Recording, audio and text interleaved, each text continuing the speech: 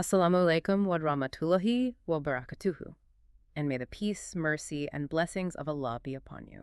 Wa alaikum assalam. So what if the person in your life who constantly, plays devil's advocate isn't just annoying, but is actually suffering from this 1400-year-old spiritual disease? Yeah, that is the exact premise we're tackling today. Because we all know the person, right? Yeah. You present an idea and their immediate knee-jerk reaction is to just shoot it down. Oh, entirely.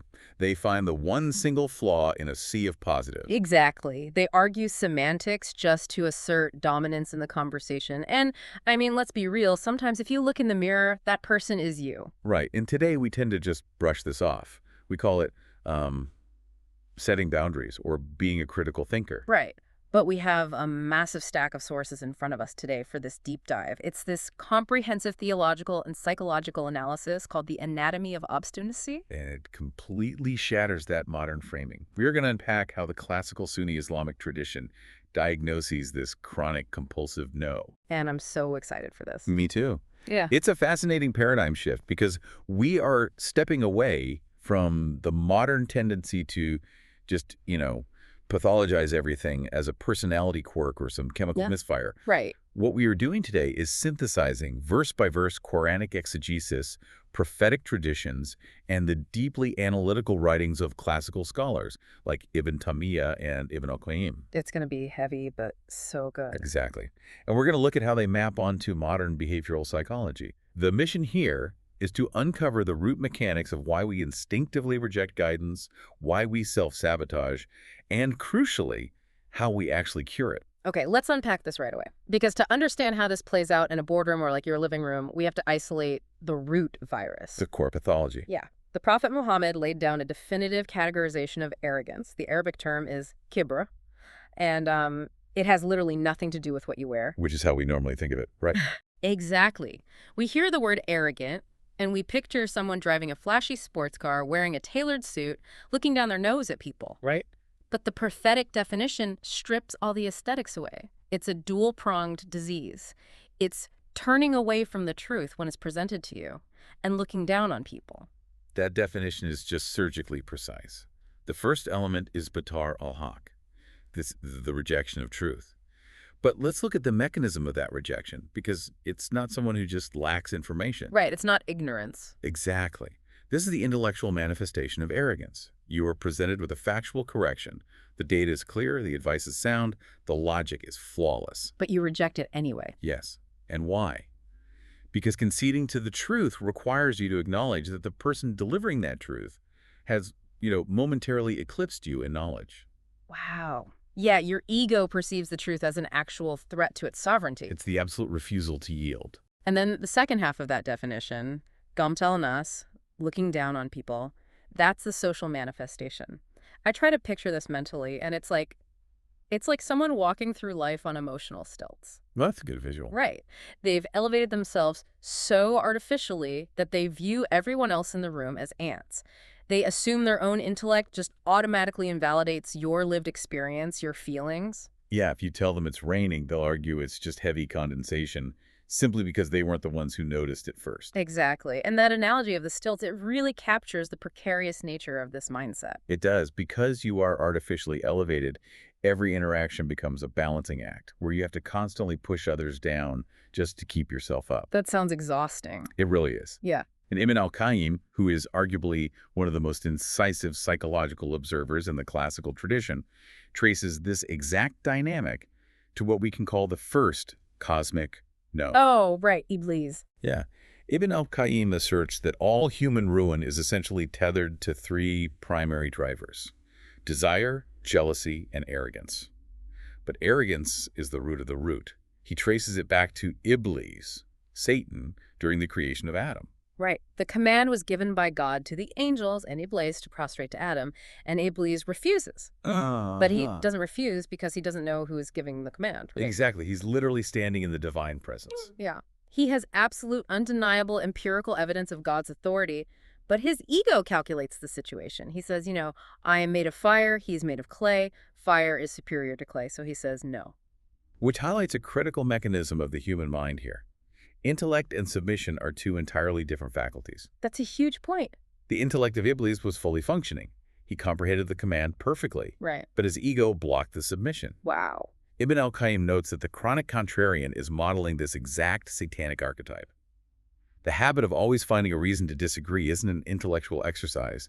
It's an ego preservation strategy. It's so deeply entrenched. Doesn't Ibn al-Qayyim actually say that removing a physical mountain from the earth is easier than extracting arrogance from a human heart? He does. It's a terrifying thought. But hold on, I want to clarify a distinction here, because someone listening to this deep dive right now might be thinking, well, I ask a lot of questions. I demand evidence before I agree to things. Does that mean I'm arrogant? Right, and that's an important distinction to make. Because there is a massive difference between genuine inquiry and what the tradition calls inad, or obstinacy. If I don't understand a concept and I say, no, I don't get it, please explain it, I'm searching for truth. Yes, the intention is the dividing line. Genuine inquiry seeks to merge the mind with reality. Right. But the enid, the stubborn person, they already see the truth. They've recognized it, but they put on a blindfold deliberately. Yeah. Obstinacy seeks to bend reality to the will of the ego. That is profound. And the classical texts break down the linguistic roots of these terms beautifully to illustrate this. You mentioned kibr earlier. It comes from the root kbr, meaning to be great. Okay. Theologically, a human displaying kibra is attempting to drape themselves in a divine attribute. Greatness belongs solely to the Creator. When a finite human attempts to wear greatness, it literally distorts them. It's like wearing clothes that are way too big for you. Exactly. Then you have inad, from the root nad, which means to consciously deviate or resist. It is a deliberate adversarial stance against reality. And the sources bring in another term that I think is incredibly relevant to modern discourse, which is jidal. Oh, yes. Jidal. The root letters are GDL, meaning to twist or contend. This is the person who debates just to keep the argument alive. You see this constantly online, right? All the time in the comment sections. They aren't trying to reach a resolution. They are just twisting words, moving goalposts, throwing out red herrings.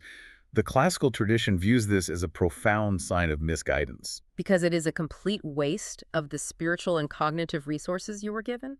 To argue without the intent of discovering truth is to mock the very concept of truth. And finally, the text introduces ghafla, from the root gffl. I usually see this translated as heedlessness, but in this context, the chronic no, it is a highly engineered, deliberate indifference. Yes, it is the conscious decision to ignore reality, because facing it would require you to change your behavior. You literally engineer your own apathy so you don't have to do the hard work of submitting. Precisely. Okay, so we have the core pathology mapped out. We know we're dealing with a hostile, ego-driven rejection of reality.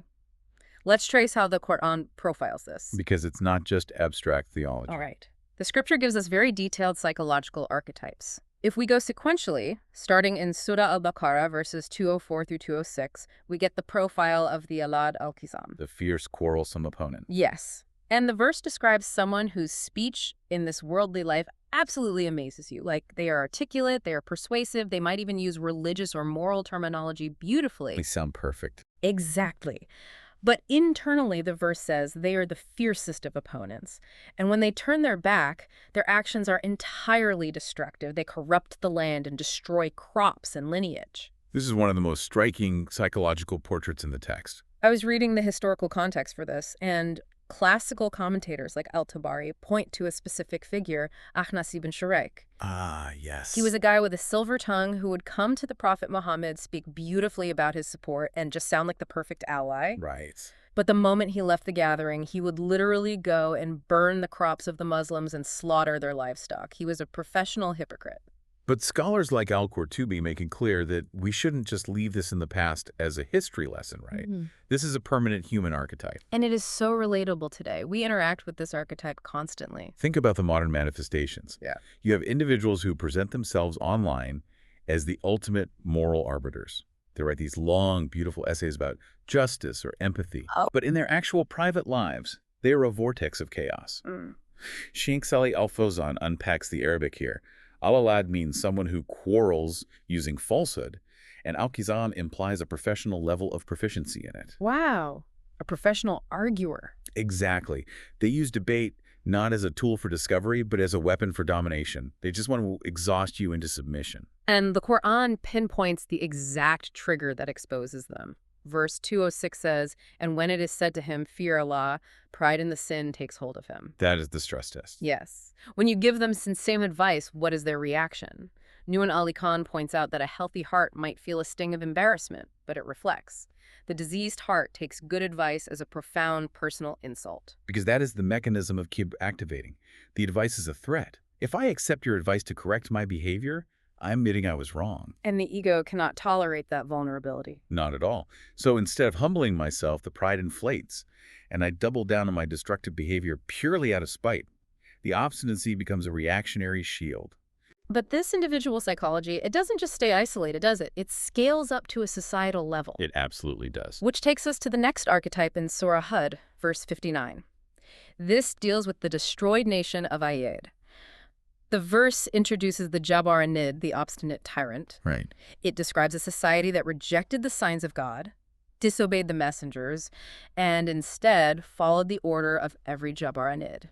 This is where obstinacy becomes institutionalized. We move from the individual arguer to a systemic rejection of reality. Syed Abul al-Maududi makes a brilliant observation here. What does he say? He talks about the consistency of human history, the excuses, the philosophical gymnastics, the rebellious posturing that people use to reject truth. It's remarkably consistent across centuries. That's so true. The people of Ad were highly advanced, strong, and capable, yet they outsourced their intellect. Why do people do that, though? Why abandon clear, rational guidance to follow someone who is just loud and angry? You see it today with certain contrarian thought leaders online. They build entire brands on just being anti-everything. People outsource their intellect to the Jabbar Anid because it provides a convenient cover for their own desires. Submitting to divine guidance requires discipline and moral restraint. Right. Following a loud, arrogant contrarian allows you to feel intellectually superior without any of the moral responsibility. The Jabbar, the haughty leader, gives the masses permission to indulge their own egos. It is a symbiotic relationship of spiritual destruction. Exactly. But that path has an inevitable conclusion. If we keep moving sequentially, Surah Ibrahim, verse 15, highlights the ultimate exhaustion of this worldview. It says, "And they requested victory from Allah, and disappointed, therefore, was every obstinate tyrant." They hit a brick wall. The contrarian lifestyle is fundamentally unsustainable. Yeah, and Al-Tabari records this incredibly nuanced linguistic debate about who is actually speaking in this verse, right? Yes, who is actually asking for victory. The majority opinion is that it is the messengers. After years, or in Noah's case, centuries of dealing with this relentless, exhausting no, the messengers finally seek divine intervention. They recognize that the obstinacy has calcified. The hearts are sealed. But there's a minority opinion too, right? That the arrogant unbelievers were the ones demanding the judgment. Like, bring on this punishment you keep warning us about. We don't believe you. It's the ultimate mockery. But regardless of which interpretation you take, the psychological endpoint is identical. The chronic contrarian completely alienates themselves. They exhaust the patience and mercy of everyone trying to help them. Right. The persistent no isolates them in a fortress of their own making, and when reality finally breaks down the walls, they're left utterly disappointed. Now, speaking of pulling people toward the light, some contrarians actively try to drag people into the dark. Oh, absolutely. Surah Kaf, verses 24 and 25, introduce the Kafar Anid, the stubborn disbeliever, but tacks on this incredible sequence of traits. They are a preventer of good, an aggressor, and a murib doubter. Yeah, when I was going through the notes on this, it hit me. The murib is like a guy sinking in quicksand. And instead of reaching for a rope, he is desperately trying to grab the ankles of the people standing on solid ground just to pull them in with him. That physical analogy is perfect. Al-Qurtubi and Al-Tabari elaborate heavily on this term.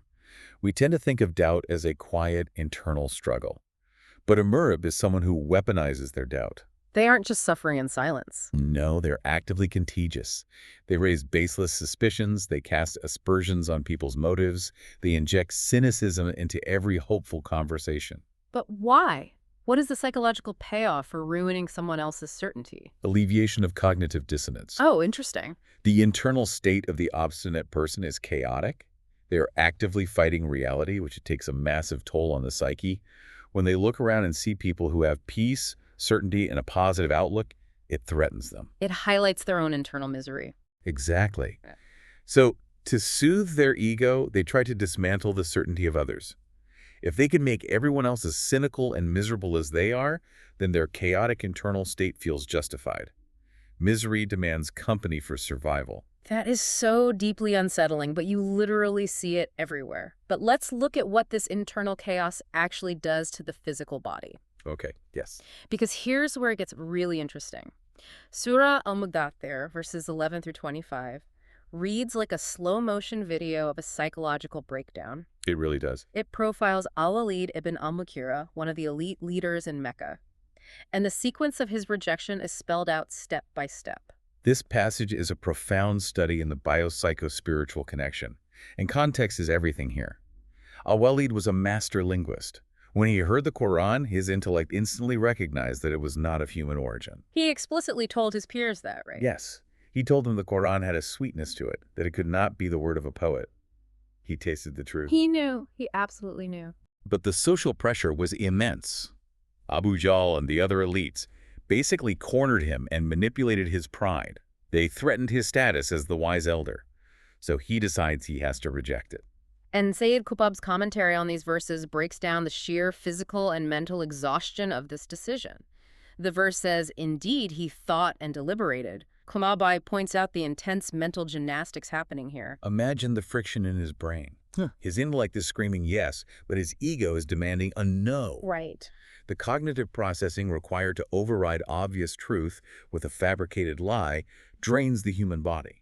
And the Quran captures this physical toll. It says, then he frowned and scowled. Wow. The internal disease of obstinacy contorts the physical face. The stress of lying to oneself manifests as a dark, unapproachable scowl.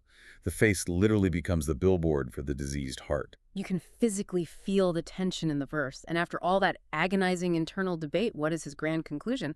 The verse says, then he turned back and was arrogant and said, this is not but magic imitated. It's such a weak conclusion. It's pathetic. He dismisses the words of God as just a magic trick after so much effort. But that is the nature of obstinacy.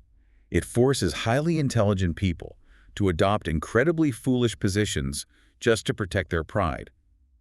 He chose the preservation of his worldly status over his soul, and he had to torture himself to do it. So we have these ancient, incredibly detailed profiles. But the core behavior hasn't changed. We need to look at how this exact same psychology manifests in our modern daily lives. Definitely. The sources bring up a concept from Dr. Omar Suleiman that I think is just brilliant. He calls it the Yelp mindset. Oh, it's an incredibly accurate diagnostic tool for modern negativity. We are living in an era of unprecedented comfort, yet chronic complaining is at an all-time high. Absolutely. Dr. Suleiman explores how our speech directly constructs our reality. If you adopt the Yelp mindset, you become a professional critic of your own existence. You walk into a room and your brain is subconsciously scanning the environment specifically to find the flaw. You are mentally writing a one-star review for everything. The food is a little too cold, the seating is awkward, my spouse didn't use the exact right tone of voice. You are chronically looking for the no. Exactly. And this connects to a profound prophetic teaching. The Prophet Muhammad warned heavily against muhakarat al-dunub, the belittling of minor sins, assuming they don't matter. Right. But there is an equally dangerous reciprocal disease, the belittling of blessings. The tradition explicitly commands believers not to belittle the blessings of God. Because the hypercritical person, the Yelp reviewer of life, feels inherently entitled to absolute perfection. Yes, and when reality isn't perfect, they feel victimized. Numan Ali Khan notes that impatience degrades incredibly fast into complaining. And complaining is the complete opposite of shukr, or gratitude. When you zero in on the one missing tile in a beautiful mosaic, you are effectively denying the existence of the rest of the art. You fail the spiritual test because you refuse to acknowledge the abundance you've been given. And this habit of complaining isn't just about food or minor inconveniences, right? It metastasizes into a full-blown crisis of faith. It really does. Both Yasser Qadi and Omar Suleiman have discussed this phenomenon of the argumentative youth. People who approach the faith not with a desire to understand and submit, but with a checklist of grievances. They want to put God on trial. Exactly. Yes, there's a specific story Suleiman tells that illustrates this perfectly. A young woman came to him with a list of 30 rapid-fire questions. She was challenging every specific ruling you could imagine: morality, hellfire, gender norms, social laws. Just rapid-fire objections. Right. And this is where a lesser counselor would have gotten trapped in defensive theology, trying to answer each point one by one. But Suleiman bypassed the branches and went straight to the root. He asked her, do you actually believe the Qur'an is the word of God? And her answer was no. That is the whole ballgame right there. If the foundational answer is no, then arguing about the specific rulings is completely pointless. Because without the overarching submission, the foundational yes to the Creator, every single ruling is subject to the whims of the human ego. Precisely.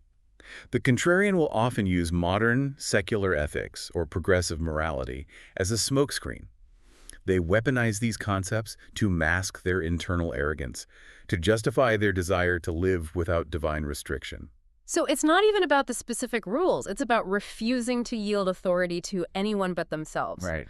But what happens when this no isn't just directed at personal rules? What happens when this obstinacy is directed at the suffering of other human beings?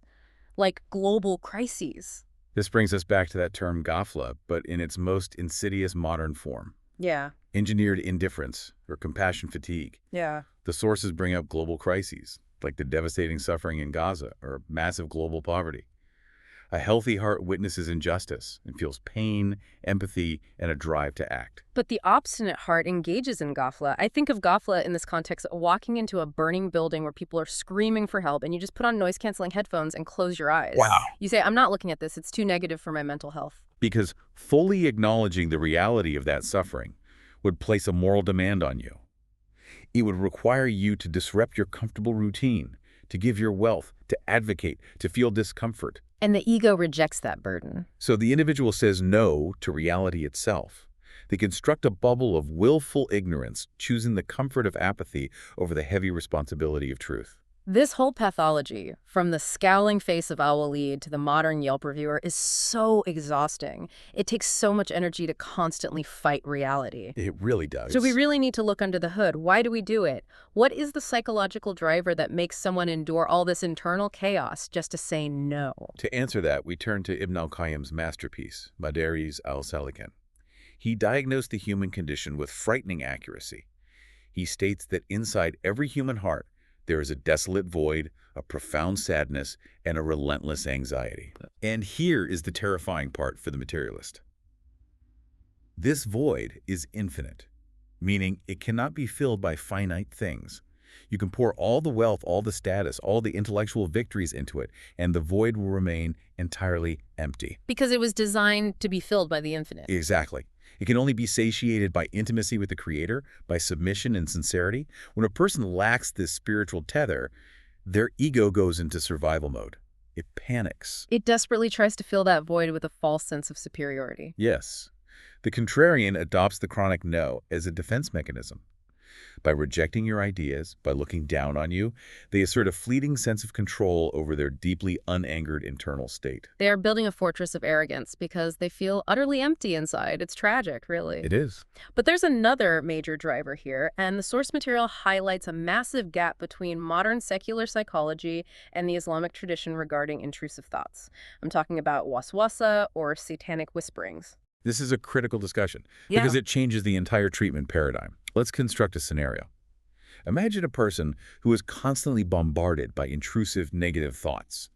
Thoughts doubting their faith, their cleanliness, their family. Modern secular clinical psychology looks at this through the DSM-5 model. They might diagnose it as obsessive-compulsive disorder or scrupulosity. And their model is purely biological and cognitive. They view these thoughts strictly as chemical imbalances, misfiring synapses. Right. The secular model acknowledges the brain, the meat, but it is completely blind to the unseen, the metaphysical reality. Exactly. The Islamic tradition approaches this through a comprehensive biopsychospiritual lens. It absolutely validates the psychological distress and the chemical reality of the anxiety. It doesn't ignore the science. No, not at all. But it identifies a metaphysical origin point, the waswasa, the whispers of the shaitan, designed specifically to inject doubt and despair. And if a person continuously entertains these whispers, trying to logically debate with an illogical intrusion, they develop severe cognitive dissonance. They become the morib, the chronic doubter we discussed earlier. And because they are drowning in internal doubt, they project it outward. They say no to everyone around them because their internal foundation is crumbling. So how does the Islamic treatment differ from the secular one? What's incredible is how traditional scholars anticipated modern therapies, but grounded them spiritually. Modern psychology uses exposure and response prevention therapy for OCD. Essentially exposing the patient to the trigger and training them not to engage in the compulsion. Exactly. Centuries ago, scholars like Ibn Taymiyyah advised the exact same behavioral mechanism. When the intrusive thought occurs, you absolutely must not engage with it. You don't debate it. You ignore it completely and rely on your foundational certainty. But the Islamic model adds the crucial spiritual anchor, right?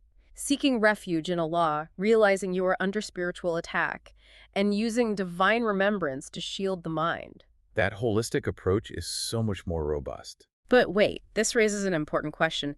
If I'm always told to submit, to not argue, to just accept things, aren't I just becoming a pushover? Where is the line between saying no out of arrogance and saying no because I'm setting healthy boundaries and having self-respect? That is the most common pitfall, and it's exactly how the ego justifies its obstinacy. People confuse standing their ground with spiritual arrogance. How do we separate them? Ibn al-Qayyim deconstructs this brilliantly by creating a diagnostic grid. He separates self-respect from arrogance and humility from humiliation. Let's break that grid down deeply. Start with self-respect versus arrogance. Okay, so self-respect is an internal state of honoring the soul that God created. It means elevating yourself above petty, degrading behaviors, avoiding the filth of sin, and maintaining your moral dignity. Okay, that sounds healthy. But here is the key. Yeah. You maintain this dignity without needing to step on the necks of others. Arrogance, on the other hand, is entirely comparative. It is being impressed with your own perceived perfection while deliberately blinding yourself to your flaws. So the arrogant person doesn't just want to stand tall. They need everyone else to be on their knees. Exactly. They reject truth simply to maintain the illusion that they are the smartest person in the room. So self-respect is protecting your own house, while arrogance is burning down your neighbor's house so yours looks taller. That is a perfect way to put it. What about humility versus humiliation? Humility, or tawadu, is an incredibly powerful state. It is the subduing of the heart to the majesty of God, which naturally results in lowering the wing of mercy to his creation. A humble person knows their own flaws so acutely that they naturally assume others are better than them. Yes, and they accept truth easily, no matter who delivers it. Humiliation, however, is a state of spiritual lowliness. It occurs when you exert your soul to chase base worldly desires. It's becoming a slave to wealth, to social validation, or begging at the doors of oppressors because your heart is attached to the creation instead of the creator. The contrarian constantly mixes these up. They think that being difficult, arguing every point, and refusing to yield is a sign of immense self-respect and intelligence. But it's a mirage. The source text uses a devastating quote from Ibn al-Qayyim here. Whoever seeks honor and arrogance is like the one who seeks water from fire. It is the ultimate exercise in futility. You are trying to quench your spiritual thirst with the very element that is burning you alive. True honor is only found in humility. Okay, we have dissected this pathology down to the root. But the beauty of the classical Islamic tradition is that it never acts as just a diagnostic manual. It is a hospital. It always provides the cure. Always. So how do we break the habit of the chronic no? How do we heal the argumentative heart? The tradition offers a highly actionable framework. Let's start with methodology 1, preoccupying the mind. Okay.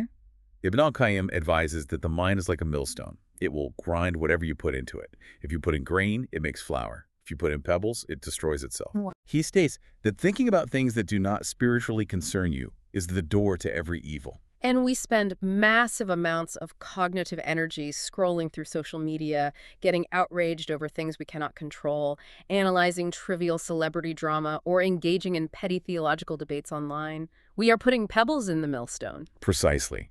To cure the argumentative ego, you have to starve it of its fuel. You must strictly redirect your mental focus to matters of ultimate consequence. Your relationship with God, your immediate family, your character. When you stop giving the ego trivial battles to fight, the urge to say no diminishes. Which flows perfectly into methodology 2, abandoning dispute or jidal. This is where the rubber meets the road. Because the Prophet Muhammad made one of the most astonishing guarantees in the entire tradition. He guaranteed a house in the highest, most elite part of paradise for the one who gives up arguing, even when they are absolutely unequivocally in the right. That is the ultimate test of the ego. When you are wrong, you should obviously be quiet.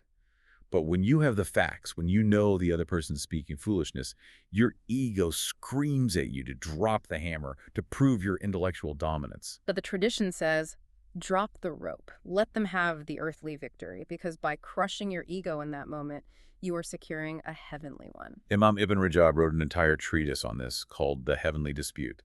He emphasizes that the early generations viewed constant religious debate not as a sign of knowledge, but as a fast track to misguidance. There's a beautiful rule from Imam al-Barbahari. He says a wise person propagates the truth gently. If the person accepts it, alhamdulillah, praise God.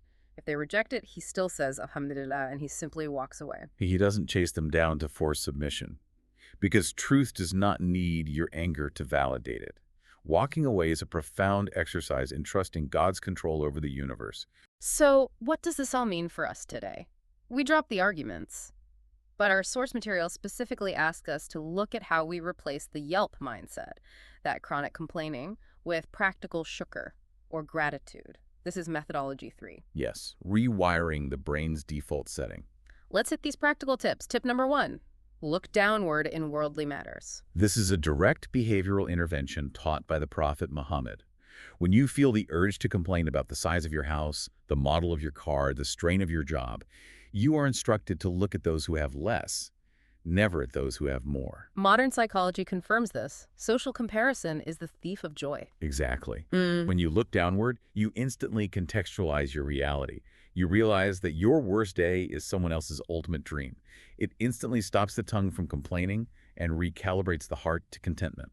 Tip number 2 is incredibly practical, especially for the Yelp reviewers out there. I call it the silent food review. It was the specific habit of the Prophet regarding food. If he was served something and he liked it, he ate it. If he didn't like it, he simply left it. He never, ever verbalized a negative review about food. Think about the neurological rewiring happening there. We complain about minor inconveniences so effortlessly. This coffee is too bitter. The AC is too high.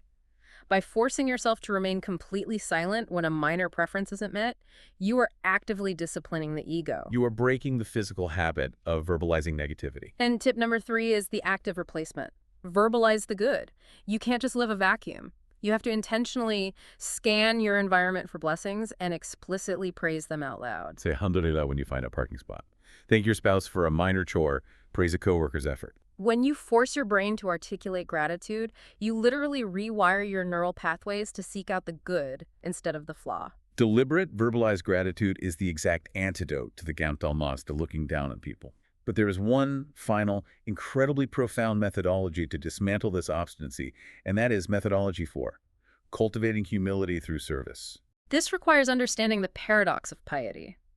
There's a famous maxim among the classical scholars that a sinner might end up entering paradise, while a devout worshiper might be dragged into hellfire. How on earth does that work? It's all about the state of the heart. The sinner commits a grievous sin, but the aftermath of that sin breaks them. They feel profound regret, humiliation, and awe of God's mercy. That sin permanently strips away their arrogance. Yes, leaving a humble heart that God loves. Conversely, the devout worshiper performs fasting, prayers, and charity. But slowly, they become amazed by their own piety. They start looking down on the people who don't pray as much. Their good deeds become the fuel for their kibr, their arrogance, and that arrogance destroys them. The scholar Abu al-Hussein al-Warraq understood this trap perfectly, and he instituted a radical physical cure. He said, if we felt disdain enter our hearts for anyone, we would commit ourselves to his service and good treatment until it disappeared. Wow. Imagine the sheer psychological force of that action. Your ego tells you to despise someone, to reject them, to look down your nose at them, and instead of agreeing with the ego, you force your physical body to serve them. You carry their bags, you pour their water, you speak gently to them. The internal barrier of the no cannot survive that level of physical humility. You literally crush the ego under the weight of service. It's a complete dismantling of the self. We have covered a massive amount of ground today on this deep dive. From the very first rebellion of Iblis, moving sequentially through the fierce arguers in Al-Baqarah, the systemic tyrants in Hud, the spreaders of doubt in Qaf, all the way to the physically contorted rejection of Al-Walid in Al-Dathir. We've mapped the internal void, the whispers of doubt, and the delusion of mistaking arrogance for self-respect. It's been incredible. And the overarching lesson from all these sources is that the chronic no is not a sign of intelligence. It is a symptom of a suffocating spiritual disease. The contrarian is at war with reality, and it is a war they will inevitably lose. But the path to healing is beautifully simple, even if it's difficult for the ego. It requires starving the mind of trivial debates, walking away from arguments even when you hold the winning hand, replacing the critical tongue with deliberate verbalized gratitude, and destroying disdain through acts of service. Ultimately, the only way to liberate yourself from the exhausting, crushing weight of the chronic no is to find the ultimate yes, the total, peaceful submission of your heart to the Creator. I want to leave you, the listener, with a final thought to mull over today. That's a powerful one. The next time you are in a conversation and you feel that familiar, hot urge to immediately reject someone's advice, or you feel the need to disagree with a minor point just to prove you were smart, or you start writing a mental Yelp review about a minor inconvenience, just pause for 2 seconds, hold your tongue, and ask yourself, is this my intellect genuinely seeking truth, or is this my ego desperately fighting for supremacy? What would happen in that exact moment if you just let the no go? A profound question to reflect on. Jazakallah khairan. May Allah reward you with goodness for spending your valuable time listening to us. Connect with us. Connect with us. Join our growing family on this sacred journey of Islamic knowledge. Please subscribe and hit the notification bell to stay updated. Your support helps us spread this message of peace and beauty further. Connect with us. May Allah subhanahu wa ta'ala grant us all the steadfastness to follow the path of truth, increase our knowledge, and accept our humble deeds. Ameen. May the message of peace, tolerance, and harmony of Islam reach every heart.